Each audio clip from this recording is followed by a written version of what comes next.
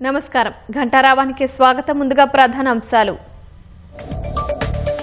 దేశంలో తొలి హైడ్రోజన్ రైలును ప్రారంభించిన ప్రధాని మోదీ. హర్యానాలోని జింద్ సోనిపత్ స్టేషన్ల మధ్య చక్కర్లు కొట్టనున్న రైలు. గుజరాత్లో 5 జైషే మహమ్మద్ ఉగ్రవాదులు అరెస్టు. బాంబు ప్రయోగించేందుకు యత్నం. జూలై 24 వరకు ఏటీఎస్ కస్టడీ. క్షీణిస్తున్న సోనం వాంగ్చుక్ ఆరోగ్య పరిస్థితి. అవయవాలు ఫెయిల్ అవుతాయని వైద్యుల హెచ్చరిక.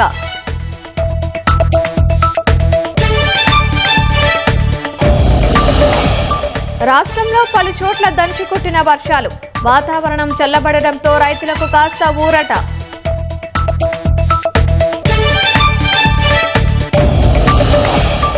ఇరాన్ మౌలిక వస్తువులపై అమెరికా బాంబుల వర్షం. చాబహార్ పోర్టులోని నిఘా టవర్ను నేలమట్టం చేసిన యుఎస్.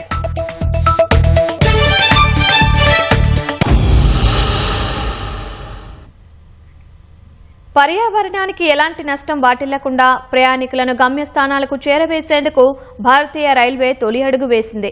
దేశంలోని తొలిసారి హైడ్రోజన్తో నడిచే రైలు పట్టాలపై పరుగులు పెట్టింది. హర్యానాలోని జింద్ నుంచి సోనిపత్ మధ్య నడిచే హైడ్రోజన్ రైలును ప్రధాని నరేంద్ర మోదీ జెండా ఊపి ప్రారంభించారు. హర్యానాలోని జింద్ రైల్వే స్టేషన్లో దేశంలోని తొలి హైడ్రోజన్ రైలుకు ప్రధాని నరేంద్ర మోదీ పచ్చ జెండా ఊపారు. పూర్తి స్వదేశీ పరిజ్ఞానంతో రూపుదిద్దుకున్న ఈ హైడ్రోజన్ రైలు మన ఇంజనీరింగ్ నైపుణ్యానికి మచ్చు తునకగా నిలిచింది. జింద్ రైల్వే స్టేషన్ కు చేరుకున్న ప్రధాని మోదీ తొలుత హైడ్రోజన్ రైలు నమూనాను ప్రదర్శించారు. అనంతరం జింద్ నుంచి సోనిపత్ కు బయలుదేరిన తొలి హైడ్రోజన్ రైలును పచ్చ జెండా ఊపి ప్రారంభించారు. జింద్ నుంచి సోనిపత్ కు 89 కిలోమీటర్ల దూరం ఉండగా ఈ రైలు కేవలం 2 గంటల్లోనే చేరుకుంటుంది. మధ్యలో 12 స్టేషన్లలో ఆగుతుంది. రైలును ప్రారంభించిన ప్రధాని అందులో ఉన్న సిబ్బందికి, తొలిసారిగా అందులో ప్రయాణించిన విద్యార్థులకు చేయి ఊపి వీడ్కోలు పలికారు. జింద్ రైల్వే స్టేషన్కు వచ్చిన ప్రజలు, విద్యార్థులను పలకరిస్తూ మోదీ అభివాదం చేశారు.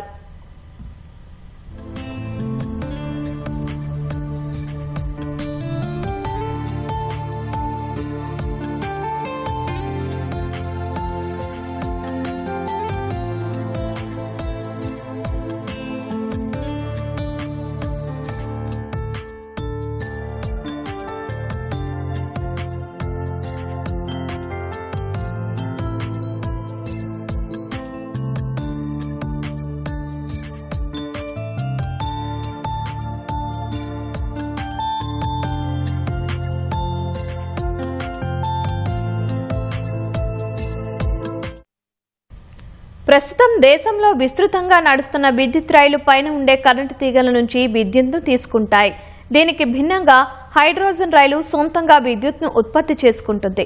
హైడ్రోజన్ ఫ్యూయల్ సెల్ టెక్నాలజీతో ఈ రైలు నడుస్తుంది.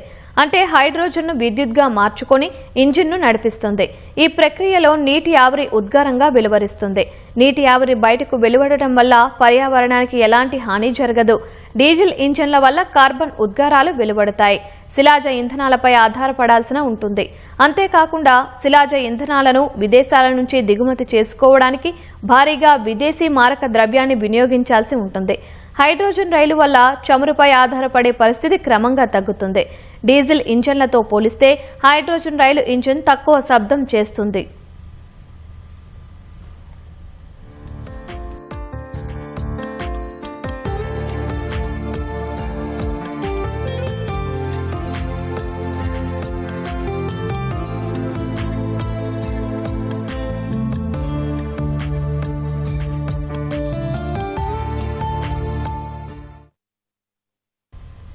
గ్లోబల్ సిటీగా అభివృద్ధి చెందుతున్న హైదరాబాద్ కు ప్రభుత్వం మరిన్ని హంగులు అద్దుతోంది. ఇందులో భాగంగానే హైటెక్ సిటీ రైల్వే స్టేషన్ అత్యాధునిక సౌకర్యాలతో ముస్తాబైంది. Hitech city, Gachibowli, financial district, IT corridor కు సమీపంలో ఉన్న ఈ స్టేషన్ నుంచి నిత్యం వేలాది మంది రాకపోకలు సాగిస్తుంటారు. ప్రయాణికుల సౌకర్యార్థం స్టేషన్ను మరింతగా ఆధునీకరించారు. ప్రపంచ స్థాయి వసతులతో కలకలలాడుతున్న హైటెక్ సిటీ రైల్వే స్టేషన్ను నేడు ప్రధాని నరేంద్ర మోదీ లాంఛనంగా ప్రారంభిస్తారు. ఆ రైల్వే స్టేషన్ వివరాలను మా ప్రతినిధి శ్రీపతి శ్రీనివాస్ అందిస్తారు.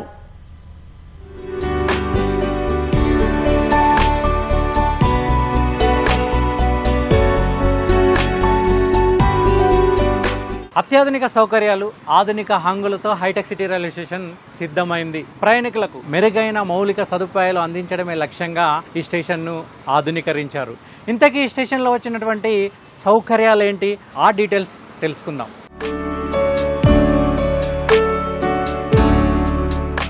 హైటెక్ సిటీ అంటేనే సాఫ్ట్వేర్ ఎంప్లాయీస్ కి కేర్ ఆఫ్ అడ్రస్. ఇక్కడ నుంచి ప్రతిరోజు 3,000కు పైగా ప్రయాణిస్తుంటారు. వీళ్ళ ద్వారా ప్రతిరోజు 20,000కు పైగా ఆదాయం వస్తుంది. అందుకే ఇక్కడ నుంచి ప్రయాణించేటువంటి హైటెక్ సిటీ ప్రయాణికుల కోసం ఉచిత వైఫైను కూడా అందుబాటులోకి తీసుకొచ్చారు.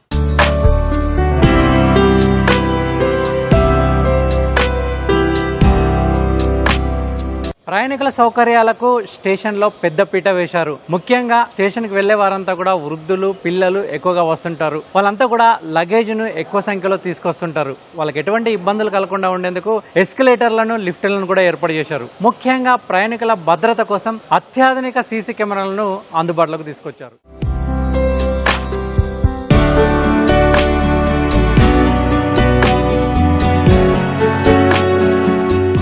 హైటెక్ సిటీ రైల్వే స్టేషన్ను రీమోడలింగ్ చేస్తున్నారు. దీన్ని ఈ నెల 17న ప్రధాని నరేంద్ర మోదీ దృశ్య మాధ్యమం ద్వారా ప్రారంభిస్తారు. మరి దీనికి సంబంధించి ఎటువంటి ఏర్పాట్లు చేశారు, అదేవిధంగా ఇందులో ఎటువంటి మార్పులు చేశారు, ఆ డీటెయిల్స్ అడదాం. మనతో పాటు సిపిఆర్ శ్రీధర్ సార్ ఉన్నారు. సార్, ముఖ్యంగా హైటెక్ సిటీ అని అంటే ఎక్కువ శాతం ఐటీ ఉద్యోగులు, సాఫ్ట్వేర్ ఎంప్లాయీస్ ఈ రైల్వే స్టేషన్కు వస్తుంటారు, వెళ్తుంటారు. వాళ్ళ సౌకర్యార్థం రైళ్లకు సంబంధించి, వాళ్ళకు సంబంధించి ఏమైనా స్పెషల్గా అట్రాక్షన్ ఏమైనా ఉంటుందా? హైటెక్ సిటీ ఏరియా అంటేనే ఈ టెక్స్ అవి ప్రజలు ఇక్కడ నివసిస్తూ ఉంటారు. సో వారికి అనుకూలంగానే అంటే మోడర్నైజ్ అంటే కాన్సెప్ట్ కూడా స్టేషన్ బిల్డింగ్ ఇవన్నీ కూడా మోడర్న్ ఆర్కిటెక్చర్ తో డెవలప్ చేశాము. పార్కింగ్ స్పేసెస్ ని పెద్దగా డెవలప్ చేశాము. అలాగే అక్కడ ఈవీ వెహికల్స్ ఛార్జింగ్ కూడా వచ్చేలాగా పెట్టడం జరిగింది. లిఫ్ట్స్, ఎస్కలేటర్స్ వచ్చాయి, ఫుట్ ఓవర్ బ్రిడ్జ్ వచ్చింది. సో అనౌన్స్మెంట్ సిస్టమ్ కూడా మోడర్నైజ్ చేయడం జరిగింది. టీవీ డిస్ప్లేస్, కోచ్ ఇండికేషన్, ఇలా అన్ని కూడా డెవలప్ చేయడం జరిగింది. హైటెక్ సిటీ రైల్వే స్టేషన్ ను అత్యాధునిక సాంకేతిక పరిజ్ఞానంతో అందుబాటులోకి తీసుకొచ్చామని చెప్తున్నారు. ముఖ్యంగా ఈవీ స్టేషన్లు ఇప్పుడు మారుతున్న కాలానికి అనుగుణంగా చాలా మంది ఈవీ వెహికల్స్ కొనుగోలు చేస్తుంటారు. వాళ్ళకు ఛార్జింగ్ చేసుకునేందుకు రైల్వే స్టేషన్కి వచ్చి ఇక్కడ ఛార్జింగ్ చేసుకునే విధంగా వెసులుబాటు కల్పించామని కూడా అంటున్నారు. అంతేకాదు ముఖ్యంగా ఐటీ ఉద్యోగులకు ఉచిత వైఫైని కూడా అందుబాటులోకి తీసుకొచ్చాము. అది వాళ్ళు వీలైనంత వరకు దీన్ని వినియోగించుకునే సౌకర్యం ఉంటుందని అంటున్నారు. కెమెరామెన్ బాలాజీతో శ్రీనివాస్, ఈటీవీ న్యూస్, హైదరాబాద్. రంగారెడ్డి జిల్లా శంకరపల్లి మండలం కొత్తపల్లిలో విషాదం చోటు చేసుకుంది. కుటుంబ కలహాల కారణంగా వసంత అనే మహిళ తన 2 పిల్లలతో కలిసి వ్యవసాయ బావిలో దూకి ఆత్మహత్యకు పాల్పడింది. ఈ ఘటనలో తల్లి, కుమార్తె ప్రాణాలు కోల్పోగా కుమారుడు ప్రాణాపాయం నుంచి బయటపడ్డాడు. వికారాబాద్ జిల్లా యాలాల మండలానికి చెందిన సుధాకర్ కుటుంబం 12 ఏళ్ల కిందట ఉపాధి కోసం రంగారెడ్డి జిల్లా కొత్తపల్లికి వలస వచ్చింది. సుధాకర్, వసంత దంపతులు అక్కడే కూలి పనులు చేసుకుంటూ జీవనం సాగిస్తున్నారు. వీరికి 10వ తరగతి చదువుతున్న నవ్య, 6వ తరగతి చదువుతున్న వేణు అనే 2 పిల్లలు ఉన్నారు. అయితే వసంత భర్త సుధాకర్ కు మద్యం సేవించే అలవాటు ఉంది. దీంతో తరచూ భార్యాభర్తల మధ్య గొడవలు జరిగేవి. ఈ క్రమంలోనే తాజాగా జరిగిన ఓ గొడవతో తీవ్ర మనస్తాపం చెందిన భార్య వసంత రాత్రి సమయంలో 2 పిల్లలను తీసుకుని సమీపంలోని వ్యవసాయ బావిలోకి దూకింది. బావిలో పడిన వెంటనే అప్రమత్తమైన కుమారుడు వేణు లోపల చెట్టు కొమ్మలను గట్టిగా పట్టుకుని ప్రాణాలను కాపాడుకున్నారు. అయితే నీట మునిగిన వసంత, ఆమె కుమార్తె నవ్య ప్రాణాలు విడిచారు. సుమారు అరగంట తరువాత భార్య, పిల్లలను వెతుక్కుంటూ అక్కడికి చేరుకున్న సుధాకర్ కు చెట్టు కొమ్మను పట్టుకుని ప్రాణాపాయ స్థితిలో వేలాడుతున్న కుమారుడు వేణును సురక్షితంగా బయటకు తీశాడు. భార్య, కుమార్తె నీట మునగడంతో సుధాకర్ పోలీసులకు సమాచారం ఇచ్చారు.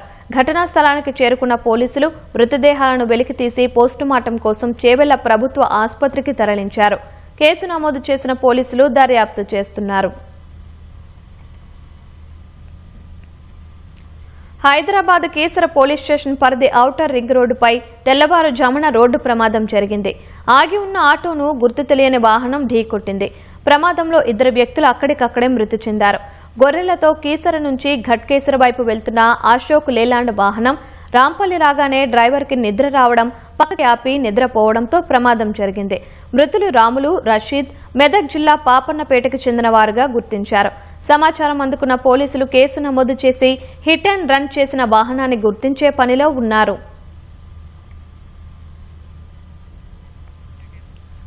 పాకిస్తాన్ స్థావరంగా పనిచేస్తున్న జైషే మహమ్మద్ ఉగ్రవాద సంస్థకు చెందిన 5 ముష్కరులను గుజరాత్ ఏటీఎస్ అధికారులు అరెస్టు చేశారు.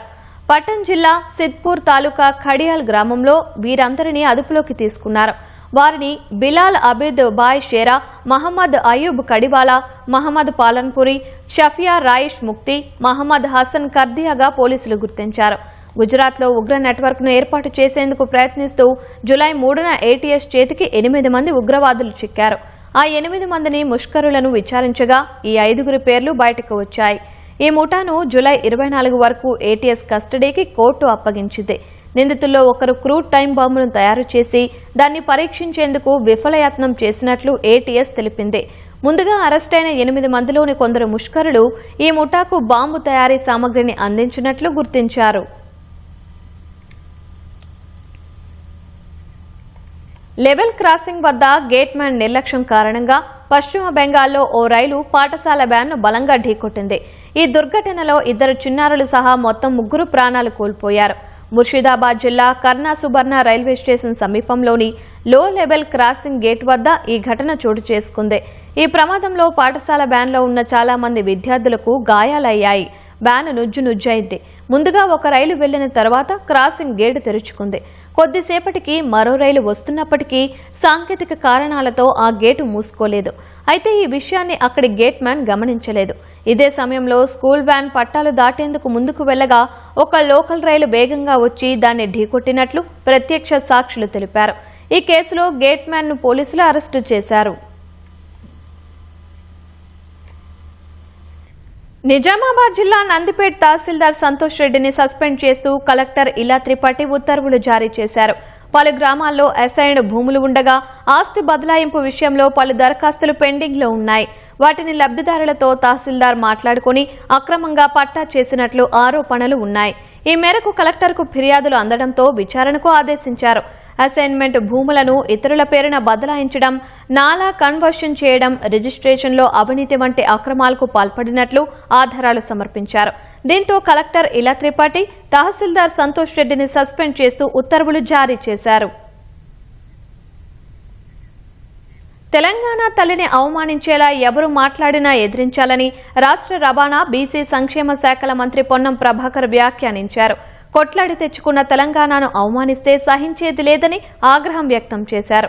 తెలంగాణ అమరవీరుల స్మారక అమరజ్యోతిలో మంచిర్యాల, కరీంనగర్, కొమురంభీం, ఆసిఫాబాద్ జిల్లాల జేఏసీ నేతలతో, ఉద్యమకారుల గుర్తింపు కమిటీ సమావేశం జరిగింది. రాష్ట్రం ఏర్పడి 12 ఏళ్లైనా తెలంగాణపై అక్కసు చూపిస్తున్నారని పొన్నం అన్నారు.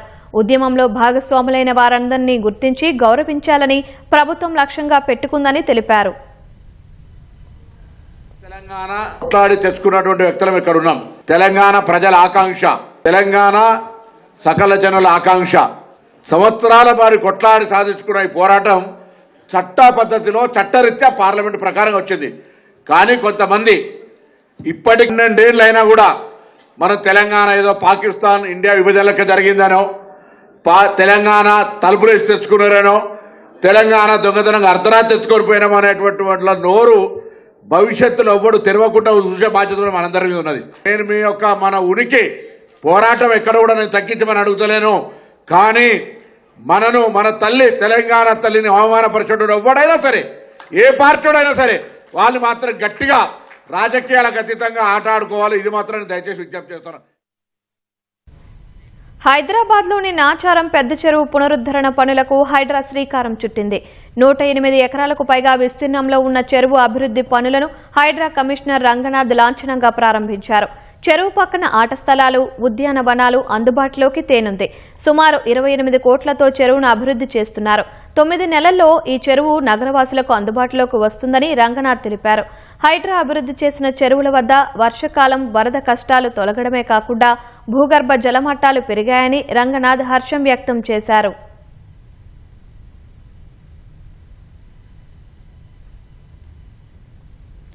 రాష్ట్ర వ్యవసాయ రంగంపై ఎల్నినో తీవ్ర ప్రభావం చూపుతోంది. ఖరీఫ్ సీజన్ మొదలైన రోజులు గడుస్తున్నా తీవ్ర వర్షాభావంతో రైతులకు కష్టాలు తప్పడం లేదు. ఎల్నినో దెబ్బకి నదులు, జలాశయాలు, భూగర్భ జలాలు అడుగంటిపోతూ ఉండడంతో వ్యవసాయ రంగానికి ఊతమిచ్చేలా ప్రభుత్వం కంటింజెన్సీ ప్రణాళిక విడుదల చేసింది. ఆరుతడి పంటలను సాగు చేయాలని రైతులకు వ్యవసాయ శాఖ మంత్రి తుమ్మల నాగేశ్వరరావు సూచించారు. మరో 2 నెలల పాటు వర్షాలు కురిసే అవకాశాలు లేనందున పరిస్థితిని సమర్థంగా ఎదుర్కొనేందుకు రైతులంతా కలిసి రావాలని తుమ్మల విజ్ఞప్తి చేశారు. రాష్ట్రంలో ఎల్నినోతో ఏర్పడిన వర్షాభావ పరిస్థితులను సమర్థంగా ఎదుర్కొనేందుకు ప్రభుత్వం ముందస్తు చర్యలు చేపట్టింది. రైతులకు ఇబ్బంది లేకుండా పక్కా ప్రణాళిక సిద్ధం చేశామని వ్యవసాయ శాఖ మంత్రి తుమ్మల నాగేశ్వరరావు తెలిపారు. ఖరీఫ్ లో లోటు వర్షపాతం నెలకొన్న తరుణంలో రైతులకు ఎల్నినో కంటింజెన్సీ ప్రణాళికని మంత్రి తుమ్మల నాగేశ్వరరావు విడుదల చేశారు.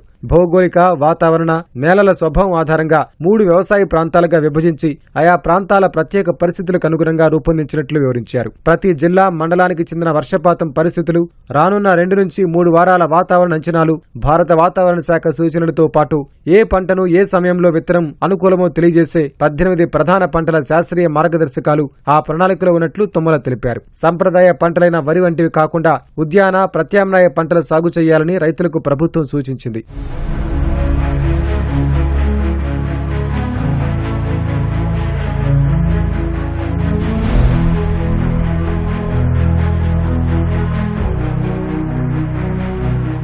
మూడు దశల్లో అమలు చేయనున్న ఎల్నినో అత్యవసర ప్రత్యామ్నాయ ప్రణాళికపై అధికారులకు మంత్రి తుమ్మల దిశానిర్దేశం చేశారు. ఇప్పటికే సాగులో ఉన్న పంటలను రక్షించేలా చర్యలు చేపట్టాలని సూచించారు. అల్పపీడనాలు ఏర్పడుతున్నా రాష్ట్ర వ్యాప్తంగా భారీ వర్షాలు కురుస్తాయని భావించే పరిస్థితి లేదని పేర్కొన్నారు. భూపాలపల్లి, నారాయణపేట జిల్లాల్లోని కొన్ని ప్రాంతాల్లో మాత్రమే 2-3 సెంటీమీటర్ల వర్షపాతం నమోదయ్యే అవకాశం ఉండగా మిగిలిన ప్రాంతాల్లో స్వల్ప వర్షపాతం కురిసే అవకాశం ఉందని వాతావరణ శాఖ చెప్పినట్లు పేర్కొన్నారు. ప్రాజెక్టుల్లో అందుబాటులో ఉన్న నీటి ఆధారంగా జిల్లా కలెక్టర్లు స్థానిక పరిస్థితులకు అనుగుణంగా తక్షణ నిర్ణయాలు తీసుకోవాలని తుమ్మల సూచించారు. ప్రభుత్వం ప్రకటించిన అత్యవసర పంటల ప్రణాళిక జిల్లా కలెక్టర్లు అత్యంత పకడ్బందీగా చేయాలని ఆదేశించారు. గ్రామ స్థాయి వరకు విస్తృతంగా తీసుకెళ్లి ప్రతి రైతుకు సవివరంగా అవగాహన కల్పించాలని అధికారులకు దిశానిర్దేశం చేశారు. ప్రస్తుత పరిస్థితుల్లో రైతులకు సరైన సమయంలో సరైన సలహాలు అందించడం అత్యంత కీలకమని మంత్రి తుమ్మల పేర్కొన్నారు.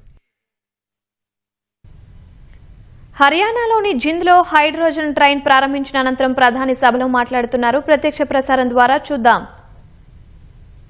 जिंद का देसी बुरा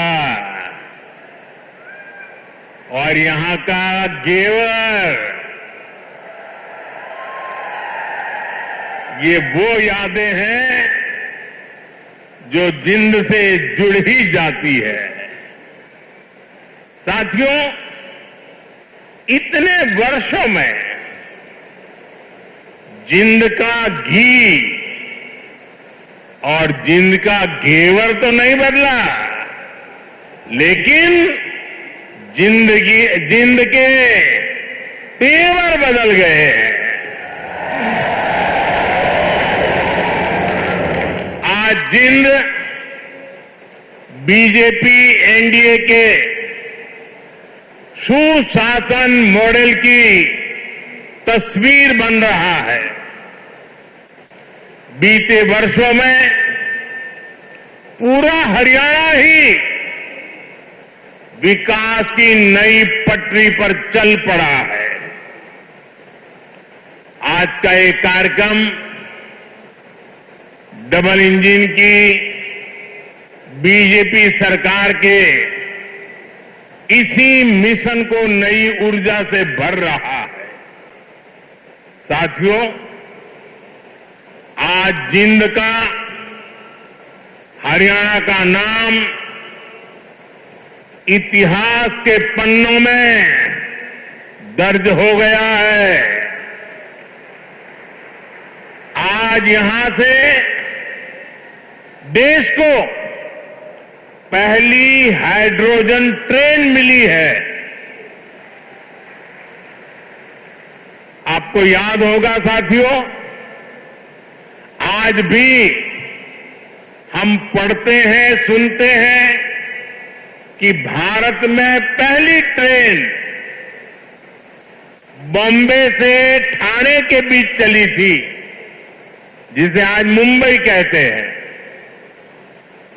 वैसे ही भविष्य में जब भी हाइड्रोजन ट्रेन का जिक्र आएगा तो जिंद का, सोनीपत का, हरियाणा का नाम भी आएगा ही आएगा. मैं आप सभी को पूरे देश को भारतीय रेल की आधुनिकता से जुड़े इस बड़े कदम के लिए बहुत बहुत बधाई देता हूं। साथियों, आज 14,000 करोड़ रुपए से अधिक के अन्य प्रोजेक्ट भी हरियाणा को मिले हैं।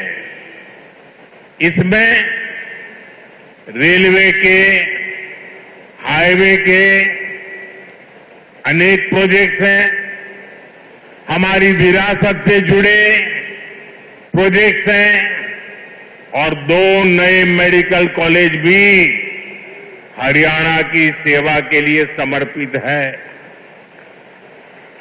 भिवानी में पंडित नेकीराम शर्मा मेडिकल कॉलेज और नारनौल में महर्षि च्यवन मेडिकल कॉलेज और राव तुलाराम अस्पताल, इससे हरियाणा की स्वास्थ्य सेवा और सशक्त होगी। साथ ही इस यहां के नौजवानों के लिए डॉक्टर और अन्य मेडिकल प्रोफेशनल्स बनने के नए रास्ते भी बनेंगे। इन सभी प्रोजेक्ट के लिए भी हरियाणा के मेरे सभी भाई बहनों को बहुत बहुत बधाई।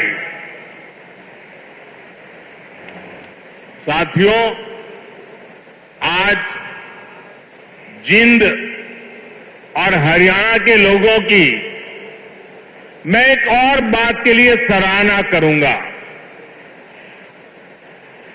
स्वच्छता से स्वागत पहल को आपने जिस गंभीरता से लिया है,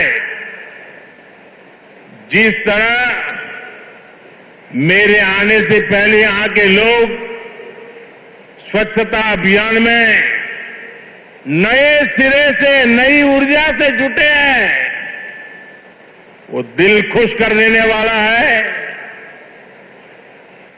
और मैं देख रहा था पिछले 1 सप्ताह से सोशल मीडिया में आपका ये जो सफाई अभियान चल रहा है, उसकी भारी चर्चा रही है।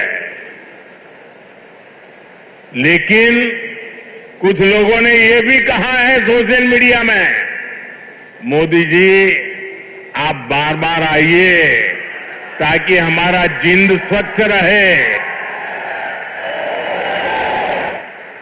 जिस महाशय ने ये भाव व्यक्त किया है, मैं उनका धन्यवाद करता हूं। लेकिन मैं जिंद वालों से आज कुछ मांगने आया हूं। आप मुझे बताइए, क्या इस सफाई के लिए, ये स्वच्छता के लिए मोदी का आना जरूरी है क्या? अगर जिंद के लोग तय कर ले, हरियाणा के लोग तय कर ले कि अब हम गंदगी नहीं करेंगे, तो जिंद कभी गंदा होगा क्या? हरियाणा में गंदगी आएगी क्या? तो काम एक ही करना है, मोदी के आने की जरूरत नहीं है, सिर्फ आप तय कर लीजिए। स्वच्छता ये हमारा स्वभाव बना देंगे, स्वच्छता ही हमारे संस्कार बना देंगे। हम स्वच्छता को इसी तरह अपनी हर दिन की जिंदगी का हिस्सा बनाएंगे। साथियों, अगर हम रेलवे के इतिहास पर नजर डालें तो पाते हैं कि 19वीं सदी के रेलवे की पहचान स्टीम इंजन से बने थे। 20वीं सदी की पहचान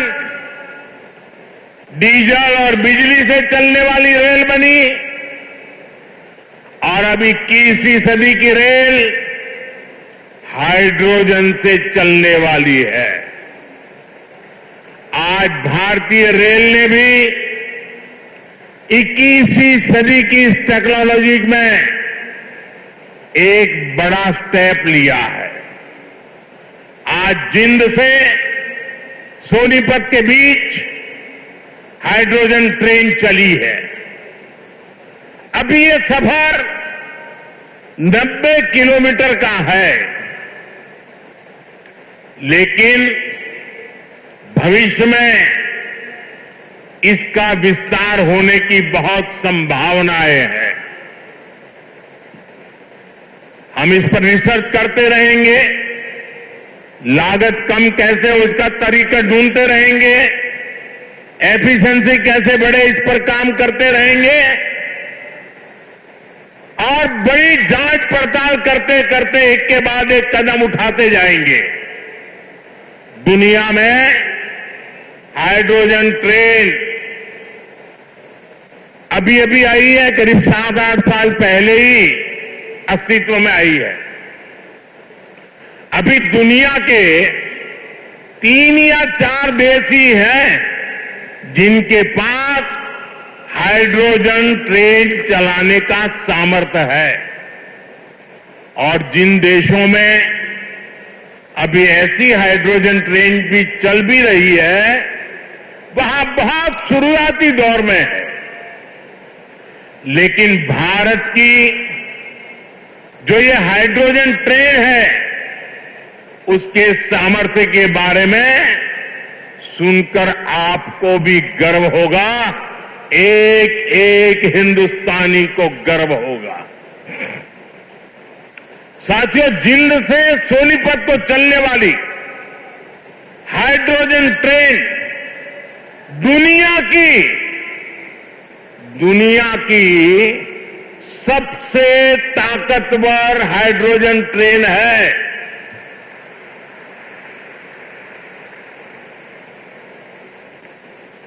ये हाइड्रोजन ट्रेन 3200 हॉर्स पावर की है, 3200 हॉर्स पावर। और सबसे ताकतवर ही नहीं, भारत की हाइड्रोजन ट्रेन सबसे लंबी भी है। दुनिया में जहां हाइड्रोजन ट्रेन चल रही है, वो 3 या 4 कोच वाली है, और भारत ने पहली बार में सीधे 10 कोच वाली हाइड्रोजन ट्रेन चलाकर दुनिया में अपना झंडा गाड़ दिया है। साथियों, मैं आपको गर्व की एक और बात बताना चाहता हूं। भारत की यह हाइड्रोजन ट्रेन धुआं रहित तो है ही, ये मेक इन इंडिया का भी एक बहुत सफल उदाहरण है। इस हाइड्रोजन ट्रेन को भारत के ही इंजीनियर्स ने डिजाइन किया है, भारत की ही कंपनी ने इसको बनाया है। साथियों, यह हाइड्रोजन ट्रेन बाकी ट्रेनों से बिल्कुल अलग है।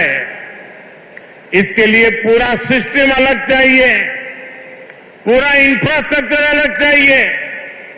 यहां जिंद में भी इसके लिए तमाम सारी व्यवस्थाएं बनाई गई है, और साथियों, आने वाले समय में यहां हाइड्रोजन ट्रेन से जुड़ा और भी इंफ्रास्ट्रक्चर बनेगा। नई नई फैक्ट्रियां लगेगी जो हाइड्रोजन ट्रेन नेटवर्क की जरूरतों को पूरा करेगी। यानी इस ट्रेन से हरियाणा के नौजवानों के लिए रोजगार के अनेक नए अवसर बनने तय है। साथियों, पिछले 12 वर्षों में भारतीय रेल में जो बड़े बदलाव हुए, इससे भारत को एक और फायदा हुआ है। आप सोचिए, भारतीय रेल के बिजलीकरण की शुरुआत, ये सुनकर के भी ये चौंक जाएंगे आप लोग। बिजलीकरण की शुरुआत 1925 में हुई थी, यानी करीब 100 साल पहले। 1925 से लेकर 2014 तक यानी करीब 90 साल में पूरे देश का जो रेल नेटवर्क था उसका सिर्फ 30%, 30%, 1/3 से भी कम रेल नेटवर्क का बिजलीकरण हो पाया था। 70% क्षेत्र डीजल से चलता था और जिस गति से 90 साल में 30% काम हुआ तो 100% होते होते 300 साल लग जाते, 200 और लगते। भारतीय बिजलीकरण रेलवे का शायद नहीं हो पाता, डीजल से ही रेल चलती। लेकिन बीते 12 वर्षों में भारत के करीब 99% रेल नेटवर्क का बिजलीकरण हो चुका है। हरियाणा में रेल नेटवर्क का 100% बिजलीकरण हो गया है। इस वजह से लड़ाई होने के बावजूद भी, तेल का संकट पैदा होने के बावजूद भी भारत की रेल रुकी नहीं है, भारत की विकास की गाड़ी अटकी नहीं है, ट्रेनें निरंतर चलती रही।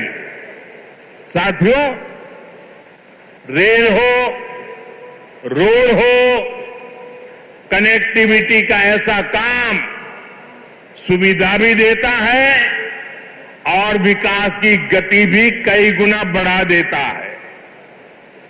आज जिंद जो इतने सारे हाईवे से जुड़ रहा है, अभी इस मंच से भी 3 बड़े प्रोजेक्ट शुरू हुए हैं।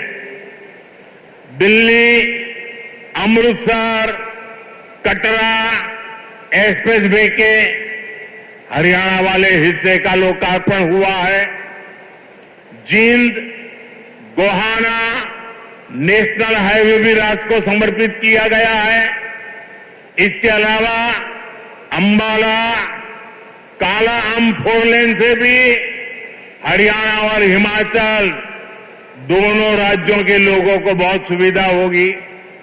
साथियों, अब जींद देश का ऐसा जिला बन गया है जो 5 नेशनल हाईवे से कनेक्टेड है। ऐसी कनेक्टिविटी से यहां के किसानों और पशुपालकों की उपज को बड़ी मंडियों तक पहुंचाना आसान और सस्ता होगा। इससे उद्योगों को बल मिलेगा, पर्यटन को पंख लगेंगे और इससे बड़ी संख्या में नए रोजगार भी बनेंगे। साथियों, आप सभी जानते हैं, अभी मैं कुछ दिन पहले ही इंडोनेशिया, ऑस्ट्रेलिया और न्यूजीलैंड की यात्रा से लौटा हूं। वहां भारत ने अनेक तरह के समझौते किए जिनकी बहुत चर्चा हुई है, लेकिन एक विषय ऐसा है जिस पर उतनी बात नहीं हुई।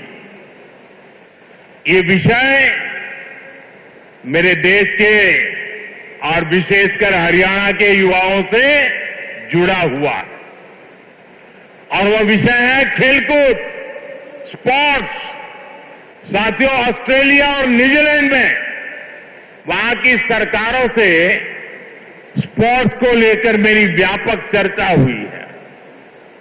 इन दोनों देशों के साथ मिलकर आने वाले समय में हम स्पोर्ट्स इंडस्ट्री, खिलाड़ियों की ट्रेनिंग, ऐसे अनेक मामलों में बहुत सारा काम साथ मिलकर करने वाले हैं। इससे हरियाणा के युवाओं को भी बहुत लाभ होगा। साथियों, आज भारत में स्पोर्ट्स को फिटनेस और रोजगार का बड़ा माध्यम बनाया जा रहा है। हमारी सरकार ने नई नेशनल स्पोर्ट्स पॉलिसी खेलो भारत नीति भी बनाई है। खेलो इंडिया अभियान से लेकर टॉप स्कीम तक आज खिलाड़ियों को अभूतपूर्व सुविधाएं मिल रही है। उन्हें हजारों रुपयों की आर्थिक मदद दी जा रही है। यहां हरियाणा में भी भाजपा सरकार खेल और खिलाड़ियों को बहुत प्रोत्साहन दे रही है। साथियों, आज ये कार्यक्रम भले हाइड्रोजन ट्रेन का है, दूसरी विकास परियोजनाओं का है, लेकिन मैं आज यहां के नौजवानों से एक और बात भी कहने आया हूं। आप सभी जानते हैं, साल 2030 में भारत कॉमनवेल्थ गेम्स को होस्ट करने वाला है। 2036 में ओलंपिक गेम्स भारत में हो, इसके लिए भी हम पूरी तैयारी कर रहे हैं। इसलिए हर खिलाड़ी को जोरदार तैयारी करनी है, पूरा दमखम लगाना है। मैं आपको विश्वास दिलाता हूं कि डबल इंजन की बीजेपी सरकार आपको हर सुविधा देगी। और जो 36 के ओलंपिक को देखना चाहते हैं, आज जो 5 से 12-15 की उम्र के बच्चे हैं ना, हमें उस पर ध्यान केंद्रित करना होगा। और एक बात और भी बता दूं, आने वाले समय में अहमदाबाद में world police and fire games जो होने वाली है, मैं हरियाणा के साथियों से कहूंगा कि आप इसके लिए भी खूब तैयारी कीजिए। मुझे पक्का विश्वास है, हरियाणा के बेटे बेटियां हमेशा की तरह इनमें भी अपना परचम लहराएंगे। साथियों, हरियाणा की डबल इंजन सरकार सबका साथ सबका विकास के मंत्र पर चल रही है। नायब सिंह जी के नेतृत्व में हरियाणा सरकार यहां के नौजवान हो, किसान हो, बहनें बेटियां हो, सबके लिए बेहतरीन काम कर रही है। बिना खर्ची पर्ची के नौकरी देने का जो रास्ता हरियाणा सरकार ने दिखाया है, वो इतना आसान नहीं था, लेकिन ये भाजपा सरकार ने करके दिखाया है। साथियों, यहां के किसानों का हित भी हमारी प्राथमिकता में है। जिंद की मंडी तो हरियाणा की सबसे बड़ी मंडियों में से एक है। डबल इंजन की भाजपा सरकार के कारण हरियाणा के किसानों को बहुत लाभ हो रहा। पीएम किसान सम्मान निधि से हरियाणा के किसानों को करीब 8,000 करोड़ रुपए मिल चुके हैं। इसमें जिंद के हमारे किसानों को भी 600 करोड़ रुपए से ज्यादा मिल चुके हैं। साथियों, हमारा देश संस्कार और संस्कृति का देश है, और ये क्षेत्र तो इस समृद्ध विरासत का बहुत बड़ा केंद्र है। ये जिंद की धरती है, जहां महाराजा रणजीत सिंह का गौरव भी है। పచ్చని చెట్లను నరికేస్తూ గుట్టలను తొలగిస్తూ పర్యావరణానికి హాని కలిగించే అక్రమార్కులు రోజురోజుకి పెరిగిపోతున్నారు. చట్టవిరుద్ధంగా కొండలను తొలచి మట్టితో వ్యాపారాలు చేస్తూ బరితెగిస్తున్నారు. రాత్రి పగలు అని తేడా లేకుండా మట్టి తరలింపు జోరుగా సాగుతున్నా మైనింగ్ శాఖ మత్తు వదలడం లేదు. అడ్డుకోవాల్సిన అధికారులే అక్రమార్కులకు అండగా నిలవడంతో గుట్టలు బీడుబారిన భూముల్లా మారుతున్నాయి. జగిత్యాల జిల్లాలో అక్రమంగా సాగుతున్న మట్టి తవ్వకాలపై ఈటీవీ కథనం. జగిత్యాల చుట్టూ గుట్టలను అక్రమార్కులు తొలచేస్తూ కొండలకు మనుగడ లేకుండా చేస్తున్నారు. జిల్లాలోని నర్సింగాపూర్, జాబితాపూర్, చెల్గల్ గుట్టలని ఖాళీ చేసిన అక్రమార్కులు 3 రోజులుగా మోరపల్లి శివారులో ఉన్న గుట్టపై కన్నేసి యథేచ్ఛగా తవ్వుతున్నారు.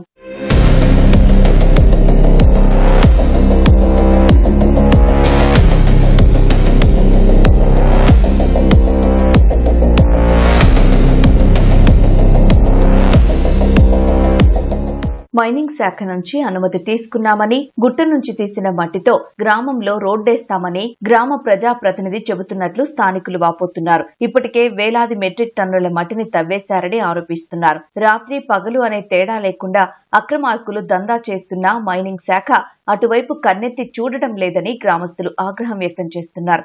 వందలాది టిప్పర్లతో మట్టిని తరలించడంపై ఆందోళన వ్యక్తం చేస్తున్నారు. భారీగా ఏపుగా పెరిగిన టేకు చెట్లను సైతం తొలగించడంపై స్థానికులు మండిపడుతున్నారు. ప్రభుత్వం మొక్కలు నాటమంటుంటే చెట్లను తొలగించడం ఏంటని స్థానికులు ప్రశ్నిస్తున్నారు.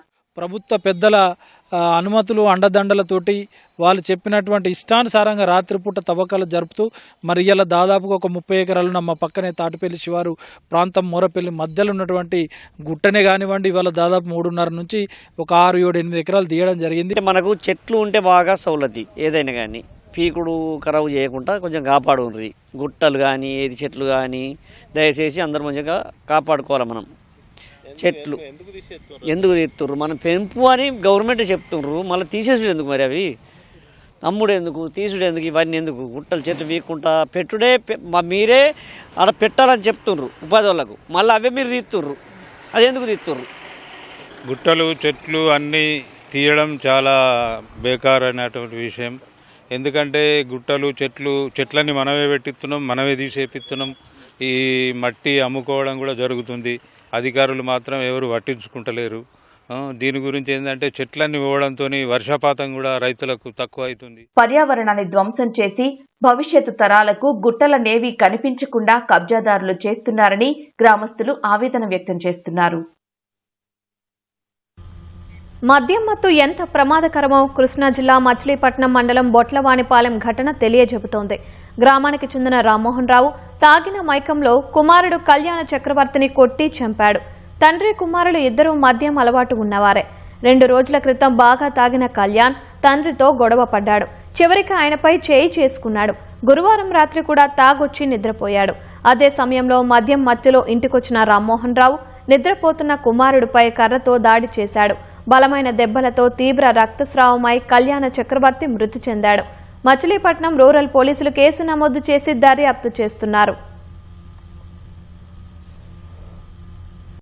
బొల్ల మోహన్ రావు గారు వాళ్ళ కొడుకు తాగి ఇద్దరు గొడవపడి కొట్టుకుని తండ్రి కొద్దిగా కర్రతో కొట్టేటప్పటికి సరికి పెడుతూ నవరకంతా తగిలి కింద పడేటప్పటికి మళ్ళీ తాగిన మైకంలో ఇంకో 2 దెబ్బలు ఎక్స్ట్రా వేసాడు.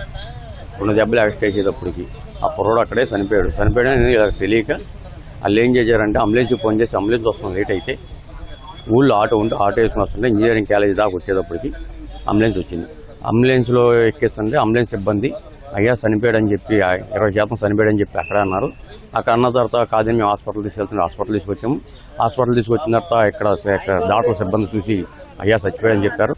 ఇద్దరు కూడా మళ్ళీ తాగినప్పుడు ఇద్దరు మామూలుగా మన ఫ్రెండ్ సర్కిల్ అడిగితే అట్ట తిరుగుతారు సార్. ఇద్దరు కూడా వాళ్ళ నాన్న కానీ వాళ్ళ అమ్మని కానీ మామూలుగా ఉన్నప్పుడు అసలు ఏమన్నా ఊరుకున్నాడు. ఈ తాగటం వల్లే తాగుడు ఎక్కువయ్యి ఇద్దరు తాగి కొట్టున్నారని చెప్పి వాళ్ళ అమ్మగారు అన్నారు. వరంగల్లోని శ్రీ భద్రకాళి అమ్మవారి దేవాలయంలో శాకంబరి ఉత్సవాలు 3వ రోజుకు చేరుకున్నాయి. ఉత్సవాలలో భాగంగా అమ్మవారికి అర్చకులు పంచామృతాలు, వివిధ సుగంధ ద్రవ్యాలతో అభిషేకం నిర్వహించారు. అమ్మవారిని దర్శించుకునేందుకు భక్తులు సుదూర ప్రాంతాల నుంచి తరలివచ్చారు. క్యూలైన్లలో భక్తులు బారులు తీరి అమ్మవారిని దర్శించుకుని మొక్కులు చెల్లించుకుంటున్నారు. అమ్మవారి నామస్మరణతో ఆలయ ప్రాంగణం మార్మోగింది.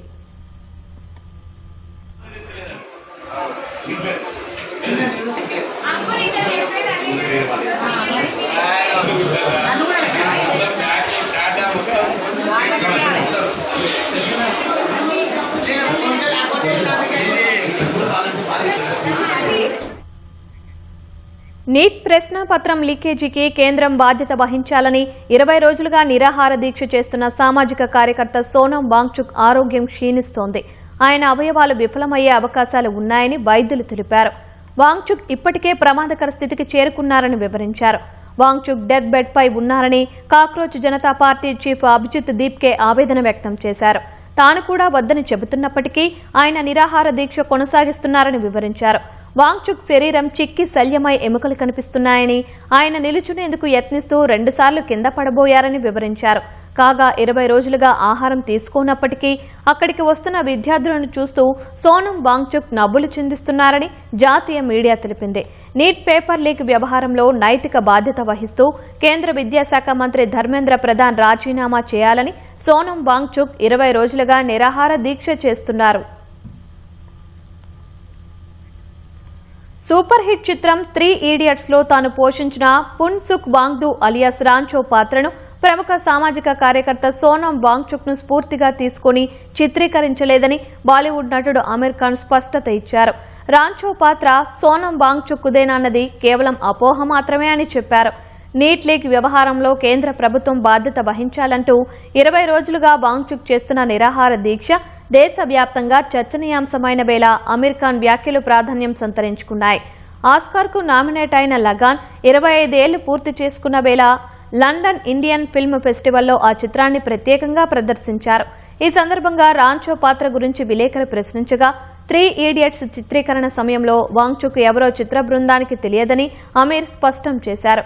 ఇదే సమయంలో ప్రస్తుతం సోనం వాంగ్చుక్ ఆరోగ్య పరిస్థితిపై ఈ బాలీవుడ్ స్టార్ తీవ్ర ఆందోళన వ్యక్తం చేశారు. ఆయన వెంటనే నిరాహార దీక్ష విరమించాలని విజ్ఞప్తి చేశారు.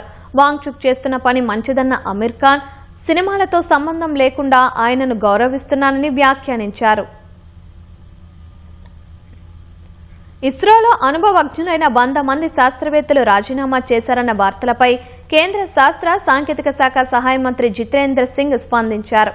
ఈ రాజీనామాలు, పదవీ విరమణలు పరిపాలనా పరమైన ప్రక్రియలో భాగమేనని, ఇస్రోలో ఏదో పెద్ద సమస్య ఉందన్న ఆందోళనలు ఏమీ లేవని ఆయన స్పష్టత ఇచ్చారు. ఇస్రోలో భారీగా సిబ్బంది ఉన్నారని, ఏ సంస్థలోనైనా సిబ్బంది వలసలు సాధారణమేనని తెలిపారు. ఎంతో మంది వెళ్లిపోయారని, అదే సమయంలో ఎంతో మంది ఇస్రోలో చేరారని గుర్తు చేశారు. ప్రతిభగల యువ శాస్త్రవేత్తలను ఇస్రో చేర్చుకుంటోందన్నారు. గగన్యాన్, భారతీయ అంతరిక్ష స్టేషన్ నిర్మాణం బట్టి ప్రతిష్టాత్మకమైన ప్రాజెక్టులు చేపట్టిన వేళ ఇస్రో నుంచి భారీగా శాస్త్రవేత్తలు వెళ్లిపోతున్నారంటూ వార్తలు వచ్చాయి. ప్రైవేట్ సంస్థలు భారీ వేతనాలు, ఉన్నత పదవులు ఇస్తూ ఉండడంతో శాస్త్రవేత్తలు వెళ్లిపోతున్నారని వార్తా సంస్థలు తెలిపాయి. ఈ నేపథ్యంలో గ్రేడ్ ఏ శాస్త్రవేత్తల రాజీనామాలు, పదవీ విరమణలను ఆమోదించే అధికారాన్ని ఇస్రో కేంద్రాల డైరెక్టర్ల నుంచి కేంద్రం తొలగించిందని తెలిసిందే. ఇకపై ఆ అధికారం తమ వద్దే ఉంటుందని కేంద్ర అంతరిక్ష విభాగం స్పష్టం చేసింది. ఇరాన్పై అమెరికా దాడులు తీవ్రమయ్యాయి. అమెరికా అధ్యక్షుడు ట్రంప్ హెచ్చరించినట్లుగానే కేవలం సైనిక స్థావరాలే కాకుండా పౌర మౌలిక వస్తువులపై అమెరికా బాంబుల వర్షం కురిపిస్తోంది.